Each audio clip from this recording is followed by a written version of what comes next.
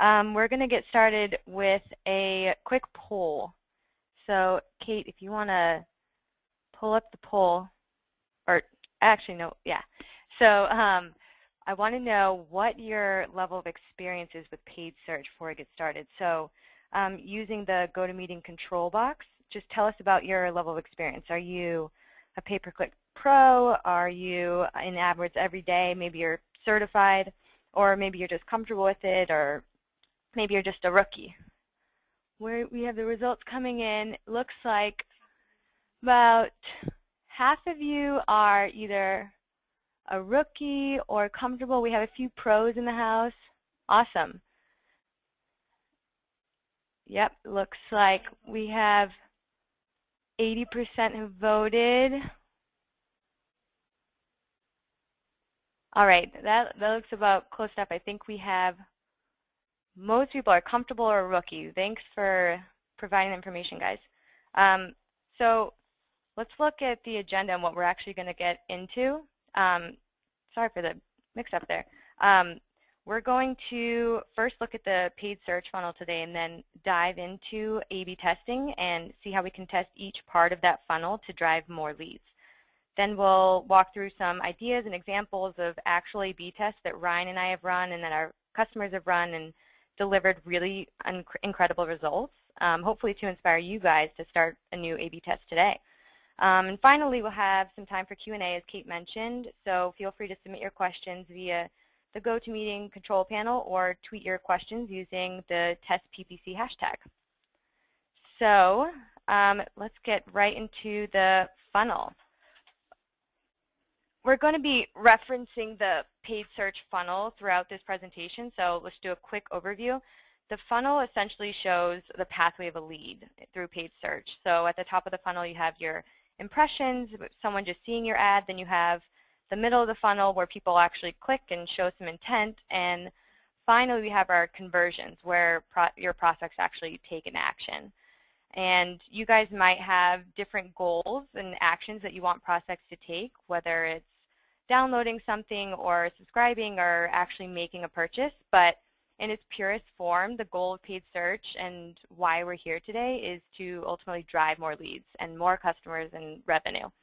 So two ways that you can drive your leads through the funnel, more leads through the funnel, are to either send more potential leads into the funnel, so just grow the number of people you're even talking to, or you can get more of the people already in your funnel to actually take an action.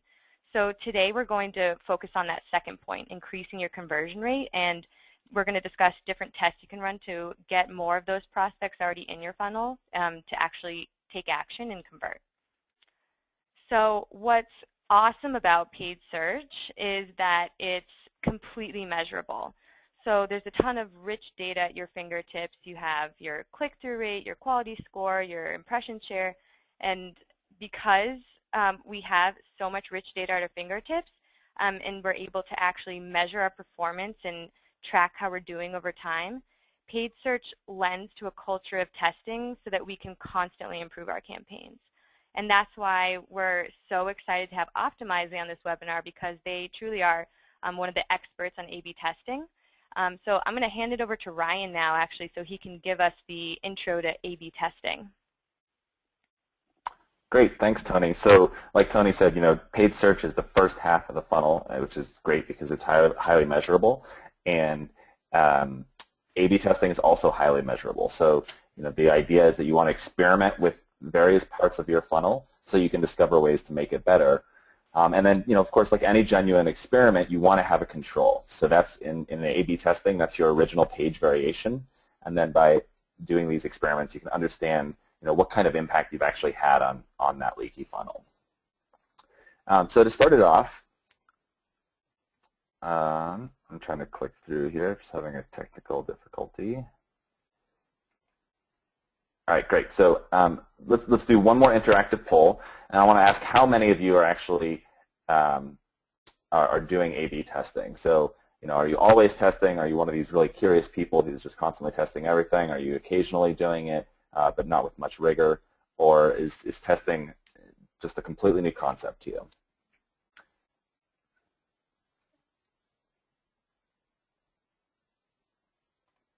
So we have the results coming in. It looks like about half people have responded.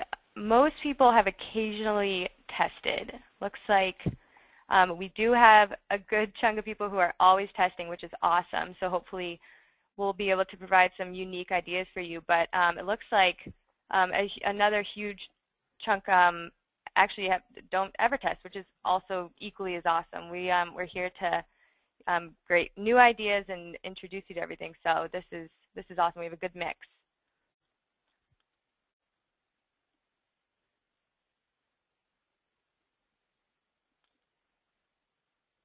All right, looks like most people have responded by now. It's about 50% say occasionally. We're right about across the board. All right, great. Sorry, we're doing mouse controls and we're just passing controls over, so there's a little bit of a delay here, and we're trying to figure that out. Great. So everybody loves case studies. So let's look at one case study here. So in this example, the case study is Movember, and some of you may know they're a charity fundraising event essentially.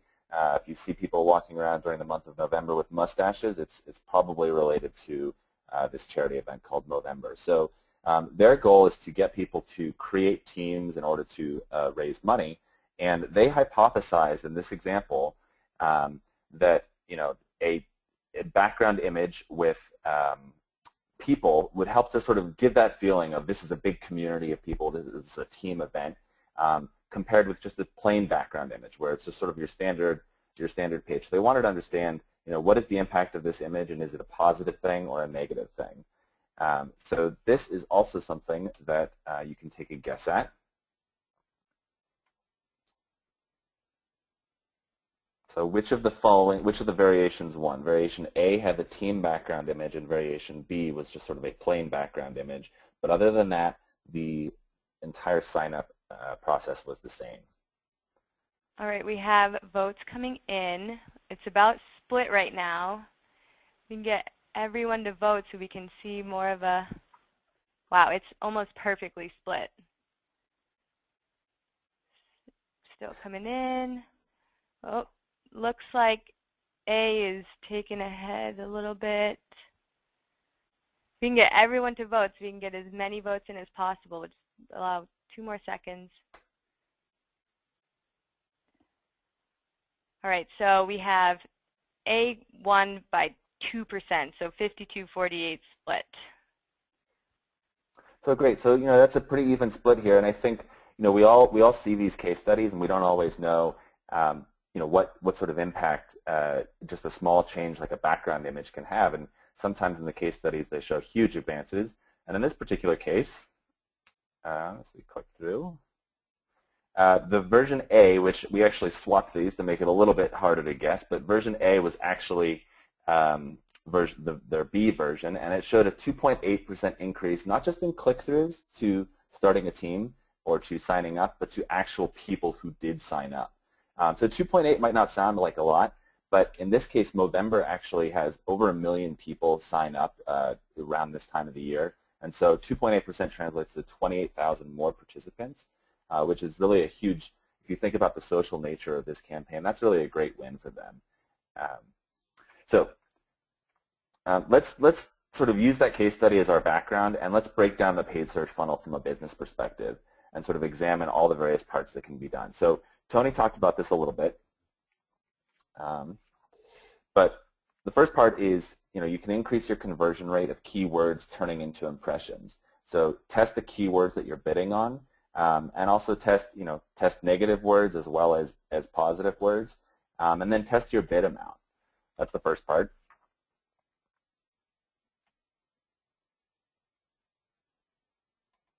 And if we click through here,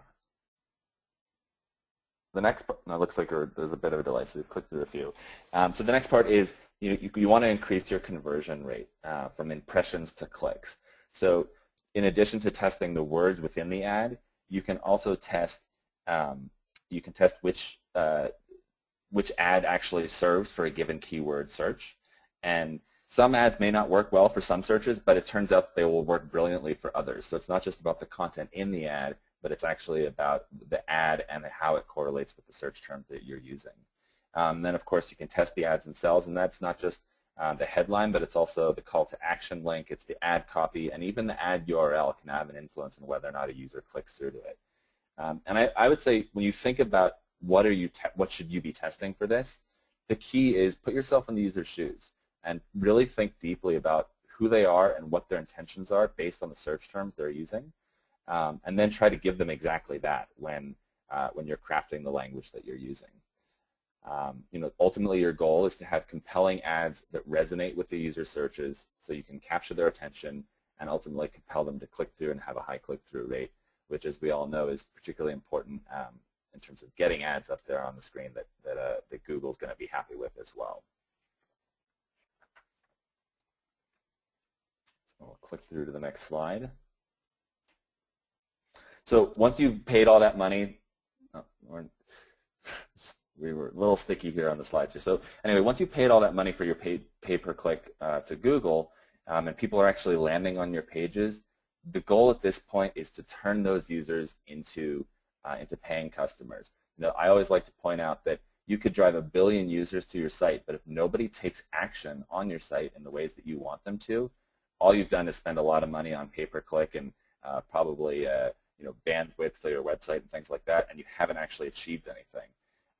So today we're really going to spend the rest of the time focusing on that bottom section and that middle section of the funnel to really think about what you can do to increase your conversions. So the lesson here is A/B test thy ads to start with. Yep, so first we'll dive into testing your ads for our examples. Unfortunately, your gut feeling about your ads isn't always accurate, but the good news is even testing just one ad can help you either identify a new, better performing ad, or it can confirm your assumptions. So it's not always easy to know where to start, though. So I'm going to cover a few tests that we've run on our own AdWords account at WordStream. And to be clear, so we're talking about driving more leads today, right? So each of these tests that I'm going to go through, we're focused on actually affecting the conversion rate. So we're not as focused on improving click-through rate, which is also, of course, very important, but instead we're focused on tests that ultimately drive more people who click on your ad to ultimately take action and turn into leads. So for the first test, we have targeted ad text. So getting more specific with your ad text can surprisingly have a pretty big impact on the number of leads that you generate. So Google even encourages using specific keywords in targeted ad text because they know that it often converts so well. And that's what they describe is because the prospect who clicks on your ad that's really specific is showing also really specific intent in taking action on what you're offering. So specific example from WordStream. Show you what I mean. Here's an example that we ran just this year, actually. So for a little background, WordStream has several keyword research tools that are popular for people to use for both SEO purposes and for paid search. But as WordStream has evolved over the years, we've found a niche in the market, and our products are mostly focused on paid search advertising now. So we realized with our original ad, the Keyword Research Suite, we were still paying for clicks from visitors who were looking for SEO solutions. So our hypothesis was that we could position our tool as keyword research for PPC so that people who click know what they're getting into and have the right intent, so they'd be more likely to convert when they land on our page. And we added this new ad, set it to rotate evenly with the original ad, and sure enough, we increased our conversion rate by 55%. And since we were able to avoid clicks from people who were looking for an SEO tool because we specifically said this is for PPC, we also were able to spend our budget on the people who were likely to convert. So our cost per conversion also went down by 37%. So essentially, we're spending the same amount for more leads. Our next example is testing ads with urgency. So we can, even if you've convinced a prospect that you have a great offer, like they've clicked on it, you still need to convince them that they need to take action now and not later, because we all know that later could be never, and you'll lose the lead altogether. So let's look at a specific example from WordStream. For this test, we experimented with an ad text for our AdWords grader. This is another one of our free tools that gives you an audit of your account, your AdWords account, and tips for improvement. So when we launched the campaign, we positioned it so the call to action was to just grade your AdWords account. But we realized that the conversion rate was pretty low. People were clicking, but for some reason they weren't converting. So we decided that our hypothesis was that our original ad text might be intriguing, but it doesn't actually drive enough urgency initially to get people to mentally commit. Like, they might be visiting our page to find out more, but don't actually have the intent to really grade their account. So we tried to see if we could shape their initial intent from being just curious to having an actual purpose for being on our page. And we changed the call to action to fix costly AdWords errors. So instead of this new language highlights more of like a common nagging problem that that promotes urgency. There might be errors just sitting in your account, draining your budget at that exact moment, and also because it only takes 60 seconds to grade your account, they realize they can't afford not to at least try it right then. So by using this sort of alarming headline and instilling a sense of urgency, we were able to increase our conversion rate by a whopping 106%. So we more than doubled our conversion rate. And same with our last test, because we were getting clicks from people who were actually going to convert, we decreased our cost per conversion by 54%. Same deal, we're using the same budget, same amount of money to get more leads. So our last ad test is testing the offer. So Ryan mentioned this earlier, and this is one I'm really excited about, because testing what you offer in your ad altogether, so maybe testing an ad you have somewhere else or creating a completely new one, can have a huge impact on generating leads. So if you think about how your different offers have varying levels of commitment, like I have these listed across. You have your buy now, that's the highest level of commitment. You're handing over your money right then. Or you have a free trial where you're not necessarily handing over your credit card, but you're going to give it a try, but you're showing high intent to purchase eventually. So we're going to look at how you can test an offer that's related to the same keywords that you're already bidding on, but also has a lower level of commitment to try and capture some of those leads who aren't necessarily ready to buy or take the action that you're ultimately calling for. So here's another WordStream example. We had a campaign running where we were advertising a free trial of a landing page builder so people can create customized landing pages. But we were not getting nearly the amount of clicks or conversions that we expected or even budgeted for. So our hypothesis was that maybe the free trial might be too much of a commitment, since a free trial, like I said, shows a pretty high intent to actually purchase something eventually. So instead, we wanted to try advertising an ebook on the same topic, so targeting the same keywords about how to create really great landing pages. The results from this were insane. So we increased our conversion rate we nearly quadrupled our conversion rate and brought our cost per conversion down by 72%. So what we found, even just from feedback, we realized that there's this huge opportunity to educate people about topics around your products rather than trying to get them just to buy now. And that allows you to create a relationship with them and give them something without them having to give too much to you first. and we can now educate and nurture those people into our product beyond just this ad. So that was definitely one of our most exciting experiments, and we have leads just flowing in from this now. So we get really excited talking about changing the offer. That's one of those big changes that might seem like a time investment, but totally worth every minute of it. So before I hand it over to Ryan to jump into examples with landing pages, I want you to think about how you can start even just one new A/B test today with one of your ads. You can try including something really specific in your ad text, something like your audience or a specific product model or a price, something to get really specific and get more of those people to convert because they know what they're getting into. Try making your ad offer time sensitive. Make it so that people have to convert now and not later. If you have something that's limited, they know to take action as soon as possible. And finally, you can try a new offer altogether, which, like I said, I'm really excited about. Think about how you can educate someone about your product or your service or whatever you're offering before trying to get them to fully commit.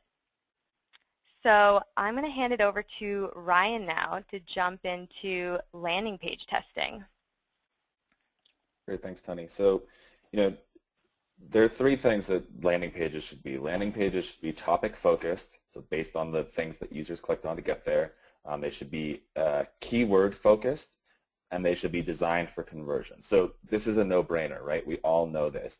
But the reality is that on average, 96% of the time, users who click on ads do not take that end action that you want, so whatever you define as a conversion. So the key here is you absolutely have to test your landing pages to complete that full funnel experience. All right, we'll go on to the next slide. So I like to think about landing page optimization in three ways. So the first method of landing page, the first thing I like to think about is optimize the page before the user even hits it. So for example, imagine you're setting up a campaign where users they do a search for San Mateo apartments, and they click on your ad and they get to the page, and the page is all about San Francisco lofts. That is a completely, if you're from the Bay Area, of course you know that that's a very different experience in terms of lifestyle and things like that. So you've already lost the opportunity to make the page the user is landing on relevant. So one of the things you can do is group your pages around some sort of organizational concept and pre-select people based on what you know about them and where you want them to go. So the picture I have up here is a picture of obviously several different lanes going through a toll booth. And think of yourself kind of as the traffic controller, and your job is to send cars down the right lane of the toll booth. And of course, in your case, your job is to send people to the right pages. You would never send a bus down the cars only lane. And similarly, you would never send somebody searching for San Mateo apartments to San Francisco lofts, because that's a very different experience. So the first thing that this kind of implies is, well, you need to have several different landing pages. And you certainly can have several different landing pages. But the other thing that you can do is you can actually use a platform like Optimizely to create multiple variations of a single page and then target users to the appropriate version of that page. So it might just be that you're changing the title, or you're changing an image or something like that to really resonate with what the user searched on. You don't necessarily have to have a completely different page for that. You can have that content served in a different way. So we'll talk about that a little bit more in just a second. So let's look at another case study. In this case, we're looking at a company called ManPacks. One of the things that they did is they created two entirely different landing pages based on the campaigns and the ad groups that users had come from. So in this case, of course, you can see that the feelings that are generated from the ad from the landing page on the left are completely different from the one that you see on the right. The one on the left is sort of much edgier, and maybe that's targeted to a guy who's looking to send a gift to his friend or something like that. And the one on the right is designed for that end user himself. And there's obviously a completely different feel. the other thing to point out here is that when you look at these two landing pages, they're very different from what you might find if you go to the ManPacks homepage. And so, out of necessity, the homepage is likely to have a lot more information than users are likely to be ready for. So one of the values of creating landing pages in the first place and targeting users into the right version of it is that you're giving them sort of just the right amount of information, not too much but not too little. So that's the first concept and the first way I think about landing page optimization. And if we can go on to the next slide. The other part that I like to think about is that testing flow, or sort of the landing page flow. Once a user gets to your site, what are the directions that they go in? So when thinking about that user flow, consider not only the page, but also the page that the user goes to initially and that particular order. But you can also think about, are there pages within this flow or parts of this sort of flow to conversion that could be combined? Or maybe they shouldn't be combined, but maybe they should actually be broken into two separate stages. And surprisingly, sometimes a longer funnel or a longer flow from that landing page to that ultimate conversion event can actually have a positive impact. So let's take a look at an example of where that actually happened. So in this case, this was a test that was actually broken into two steps where they made the funnel a longer process. So Kyle Rush, who's actually sort of the head optimization, he does optimization at Optimizely. But prior to joining Optimizely, he actually worked on the Obama 2012 campaign. And in these images that we're showing, they're from June 2012, and this page had already had a ton of testing done on it. They've been testing around the clock, and this original version was actually performing much better than it had been at the beginning of the campaign. So they were starting to get some diminishing returns. They wanted to think about how could we really change the flow of this page to make it even more compelling for a user to go through and actually donate. So in the original, all the users, they asked for all the users' information right up front. And in the second version, with a little bit of work, they didn't ask for all that information up front, but they did ask for a suggested donation amount. And so the kind of the concept or the thinking behind this was they wanted to give sort of the lowest barrier of entry, the point of least friction.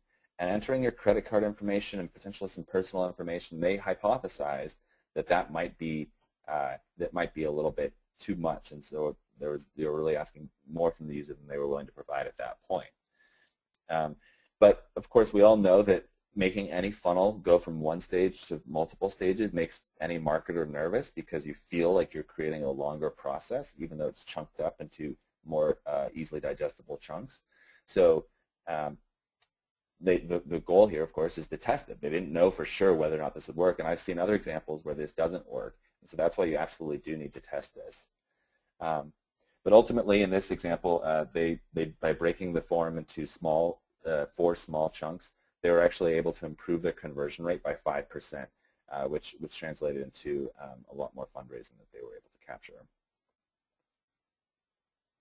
So there's lots of things that they could think about. I know we spent a bit of time on this test, but there's things that they can think about after that first test. They can think about, maybe it would be better, maybe the lowest point of entry would just be to have users enter their name, and maybe that would actually convert even better than asking for a donation amount. But this initial concept that they tested was just breaking it up into chunks work. But that doesn't mean that just because they started with the price that's necessarily the best version. So that's something they could do additional testing on if they wanted. So let's jump to the next slide. And we'll talk about a complete landing page redesign. Jump to the next slide here. So we've all seen case studies where it's just a tiny little change, a button color, something like that. But the reality is sometimes you do need to make a bigger change in order to really have a great impact. So in this example, we've got a company called MapleSoft, and they sell math assessment software to universities. And their hypothesis was, let's create a radically different landing page to increase conversions. And so if you look at the two different variations they have here, they're completely different. There's a close-up image of a person. There's a lot of text on the left-hand page. There's even different branding that, at the top there it says MapleSoft on the left-hand version, and the other one, it's really that branding of MapleSoft has been completely removed, and it's really just focused on Maple TA. So there's lots of different changes they made, and they hypothesized this alternate version would be significantly different and hopefully drive a pretty significant increase. And so I believe we have the slide showing how much this increased by. A 611% increase in conversion rate. So this is really interesting because they actually removed the form from that second version. But again, using a similar concept, they did have really great success by just giving a simple button to click and kind of changing some of the images and other things on the page. So we can go on to the next slide. So earlier I was saying that you don't always have to create a completely different landing page, and sometimes you can do a lot of optimization on a single page and create multiple versions of that. But another thing that you can do is create targeted headlines, sub-headlines, or bulleted text, and really have that resonate with the PPC campaign that the user came from. So let's look at this example from a tire company in Europe called Tyrendo. And they're one of the biggest online tire shops in Europe, and they provide all sorts of custom tires and have a huge selection to choose from. So they ran a test on their landing pages to determine what's the effect if they do sort of dynamic keyword personalization on conversion rate. What's the effect on conversion rates there? So if you search for a specific tire model, why would you go to just to a generic page that doesn't really continue that search that you did and really bring it to the page? So what they did is they created a personalized version that included that branding of the tire that the user had searched on, and they measured the effect on not just engagement and initial click-through rate on the page, but actually all the way through to the very end of the process in terms of checkouts, which was their primary conversion event. And this was another great win. They got a 20% increase, not just in click-through again, but in checkouts. And if you think about the process that a user probably has to go through to get to that final stage, they didn't optimize that end part of the funnel. Users are pretty far away from that, and to really just change the top of the middle part of the funnel, I guess, if we're thinking about the funnel as starting from searches and all the way through landing page and then conversion, 20% is really great when you're working at the middle of the funnel there. Next slide. So there's several different things that we've talked about, and we've used some case studies, but I think it would be a good time to sort of recap what are the key fundamentals that we've talked about here. So the first is testing targeted ad text. Tony talked a lot about testing text with urgency, sort of that timing element of it. Testing the ad offer, do you show an ebook or do you show a free trial? Testing segmenting landing pages. So that's that analogy that I used where you're driving users to the right version of the page. Testing landing page flow. Should you ask for all the information up front or should you break it into nice digestible chunks? Complete landing page redesigns. Don't be afraid to do something that's radically different from what you've done before. If all you ever do is tweak little elements, you're probably only going to find small little wins. You might get lucky with a few ones, but ultimately bigger designs produce bigger changes a lot of the time. And then also really thinking about the keywords on the page. So really, again, making sure that you're connecting that click that the user initially took all the way through to that landing page. Awesome. Great, Ryan. Thank you, Tony, both of you guys. That was some wonderful insight. I myself feel inspired to run some more A/B tests on my own campaigns. So guys, if you liked what you saw today, and I'm going to assume that you did, we have a couple ways that you can continue your learning on paid search and on A/B testing. For some more resources about optimization, head over to the Optimizely Academy at learn.optimizely.com. The Academy has a full curriculum of lessons for you to take from novice to advanced and optimization expert. You don't need an account to log in, so head over there and start learning. And then if you are just trying to figure out where you should start testing, because knowing where to start is often pretty difficult, WordStream has 2 excellent free tools to get you started to benchmark yourself against your competition and identify areas that you can improve with A/B testing. The first is our AdWords grader, and so what you do is you connect to your AdWords account and it'll give you that insight, and also your AdWords landing pages. And don't worry if you can't write all these URLs down. I'm going to send the slides and the recording around in an email tomorrow. And lastly, I want to give you guys 2 special offers: a free one-on-one walkthrough with WordStream. We'll have a paid search expert go through those graders that I talked about with you and basically help you audit your account and your landing pages, see how you're doing and what you can do better. The next option is see Optimizely in action, attend a live walkthrough of that product. And maybe some of you guys don't need either of these at the moment. You are completely optimized, you're a PPC expert, and you're doing well. So I'm going to give you guys a poll question. You can put in either you'd like A, B, both of those, or nothing at the moment. So I'm going to launch that poll right now, and you guys can put in your answers and tell us what you'd like to see. And while you guys are filling that out, we can get started in Q&A. We've got a lot of good questions coming in on Twitter, coming in through the control box. So I am going to have Tony and have Ryan back on for these questions. One of the questions we got at the beginning, I'll ask you, Tony, was how do you add urgency into your ad text when you're talking about a product? That's a great question. So for products, I think that there's definitely a great opportunity. I mentioned a little bit earlier, there's a lot of really good limited time offers with products. I know what some people have done or tried A/B testing in paid search is having a limited time, buy now and get it some kind of discount, and doing that for a short period of time and bidding up so you can drive a lot more traffic and see over, for that budget, what did you get for it versus what you would have received over another period of time without the offer. So it's a little less of a controlled A/B test, but it's definitely a really great A/B test for products.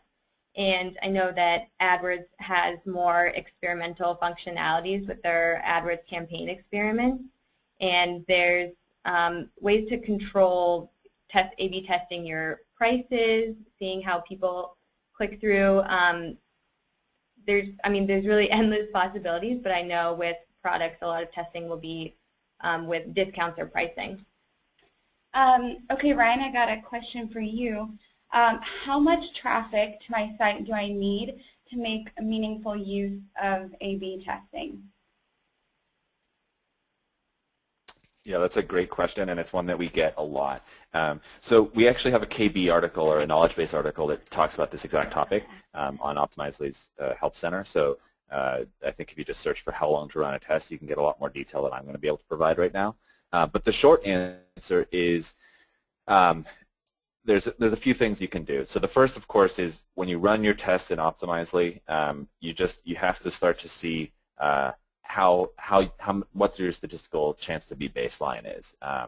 So that's the first part of it, your statistical significance. You also need to be thinking about things like,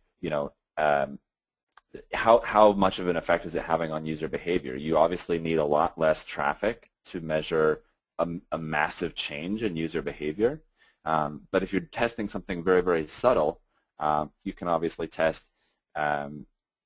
if you're testing something very, very subtle, you can obviously test very small changes. So what I always like to use Google as the example. Google.com gets, I don't know what their traffic levels are, but I guarantee you it's probably bigger than your site. That gives them the ability to test a very, very tiny change and still see statistically meaningful results. But if you're not Google or you don't have nearly as much traffic as them, you're going to have to test more extreme things. And then the last component of this is the concept of statistical power.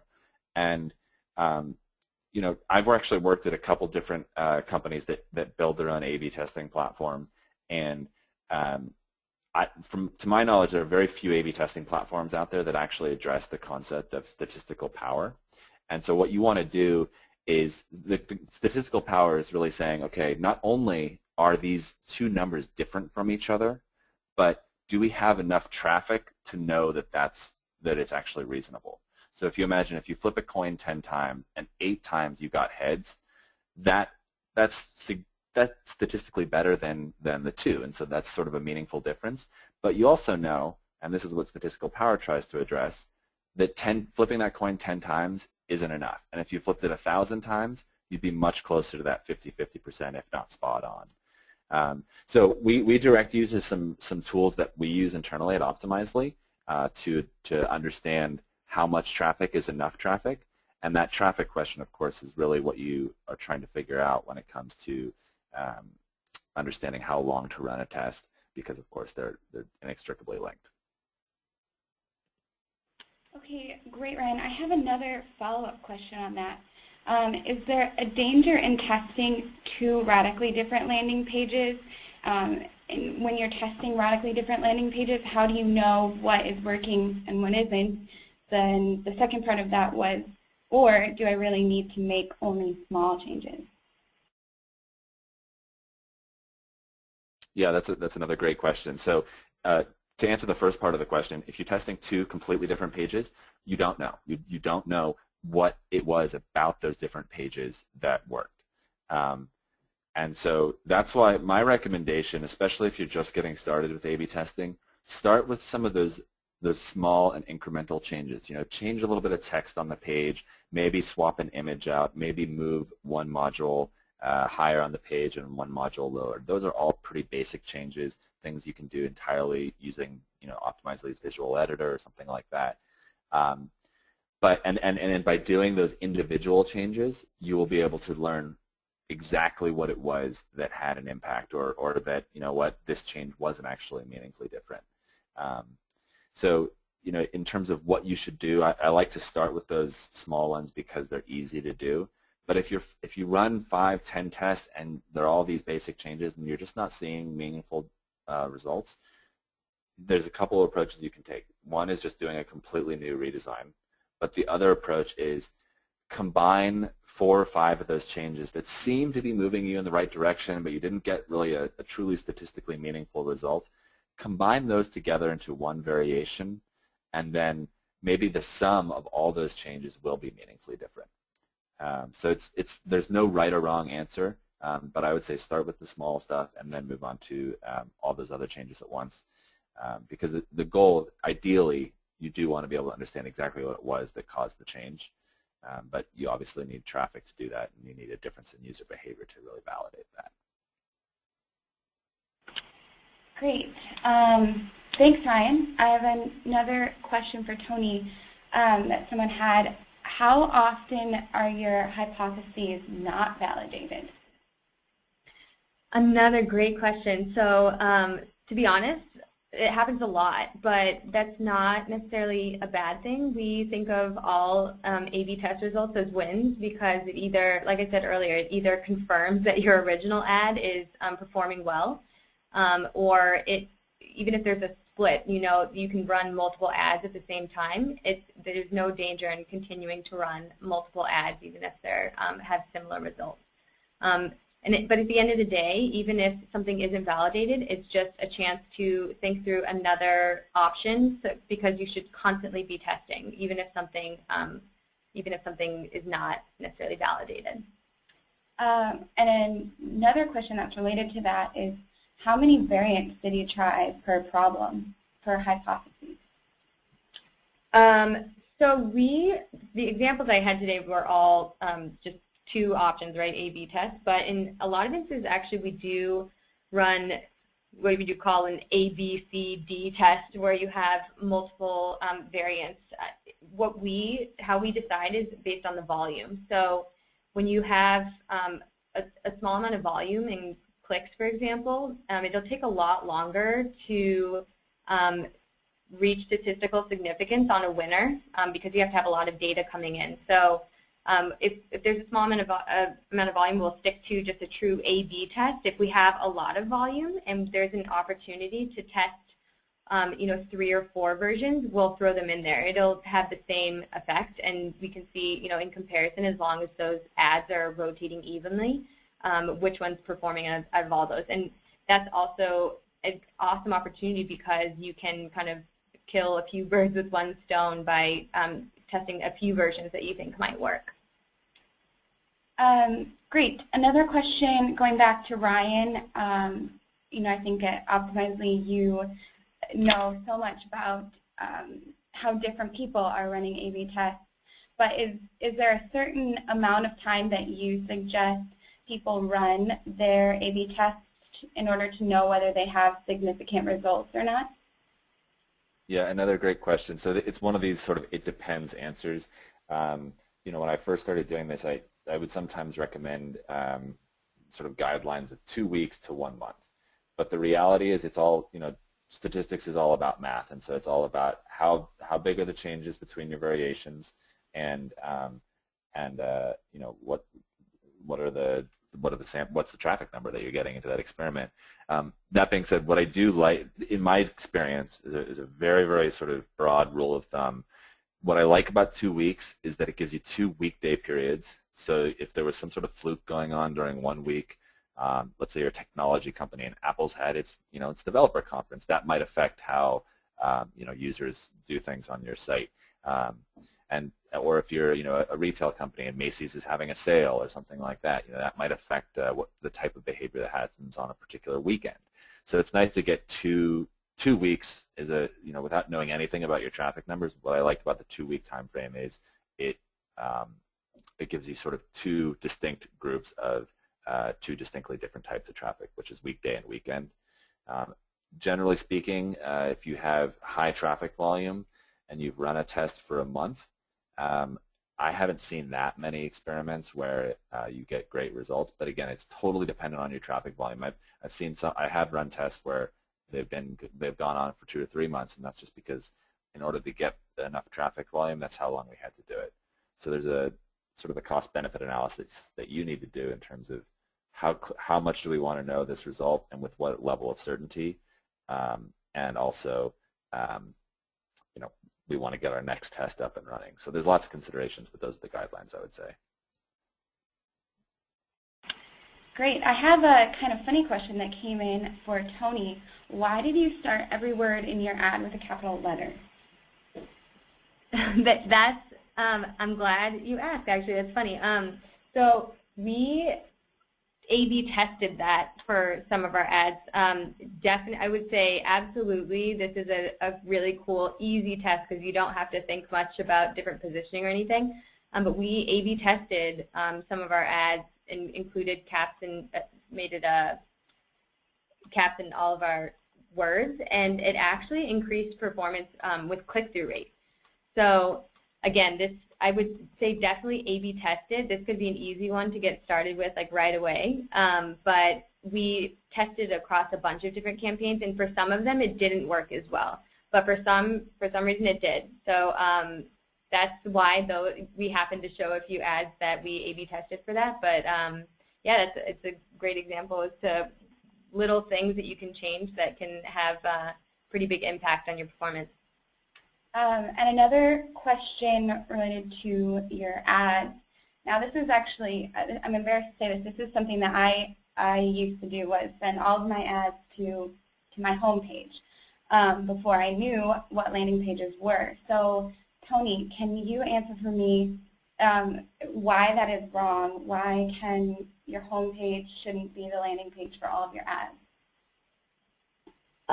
Yeah, so when it comes to paid search, I'd say, yeah, we try to avoid sending people to our homepage just because usually there's a good mix of messages on a homepage. But again, the idea is to definitely A/B test. And if you are currently sending to a homepage and you are able to create a landing page that's a little bit more specific and targeted to the ad in specific. Again, like Google will say directly to you, being more specific on your landing page will increase your conversion rate. So your homepage can absolutely be your landing page. The landing page is whatever your destination URL is leading to. So technically it can be, but we definitely advise A/B testing to see if there is a better page to send people to. Great. And I have one final. I would just. Oh yeah, go ahead, Ryan. I was just going to add to that. I mean, think about all the rich information that you have about users when they perform that search.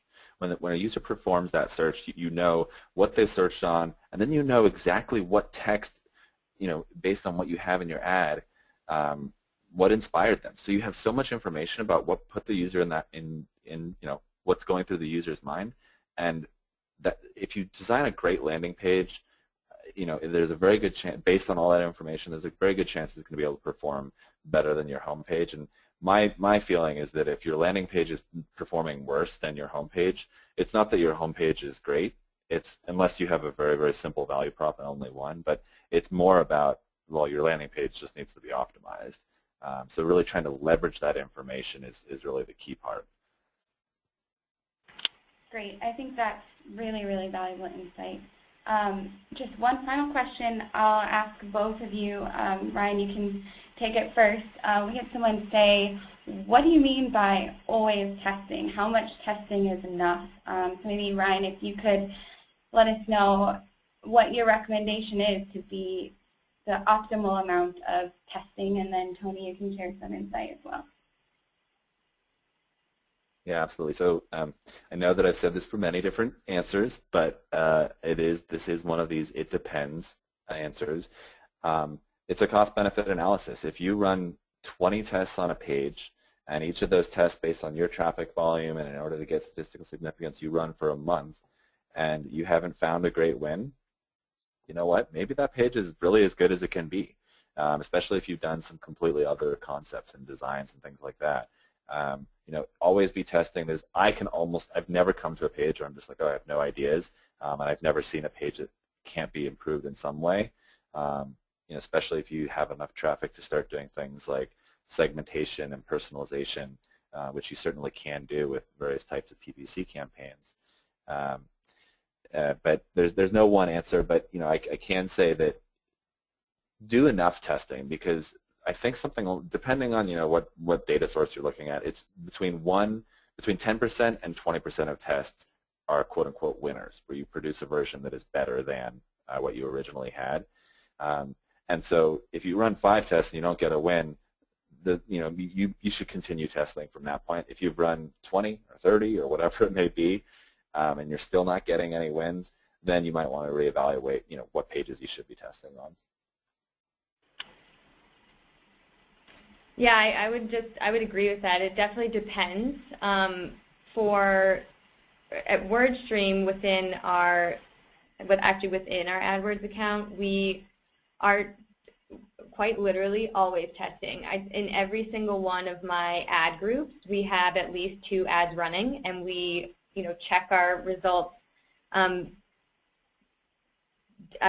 Daily, weekly, whatever it is, there's just always tests running. That's what I mean by always. So, if there are really sensitive campaigns that, especially if it's time sensitive, if there's a certain season that you're testing during, I'd say be really more selective, and so that there aren't. If you can't afford to figure out that your ad is actually the best performer and your variant is not going to win, maybe you hold off. But at the end of the day, like I said, I think every test, whether it's a winner or a loser, is a win. So again, I encourage all day, every day, having more than one ad running at all times, for sure. Great. Thanks, guys. Well, as you can see, that's all the time we have today. I really appreciate how interactive of an audience you guys have been. You have so many great questions. We couldn't even get to half of them, you guys had a lot to say. So thanks, Ryan. Thanks, Tony, for being here. Like I said before, I'm going to send out the slides and the recording in an email tomorrow. So keep an eye out for that, and hopefully we'll see you at our next webinar. Bye.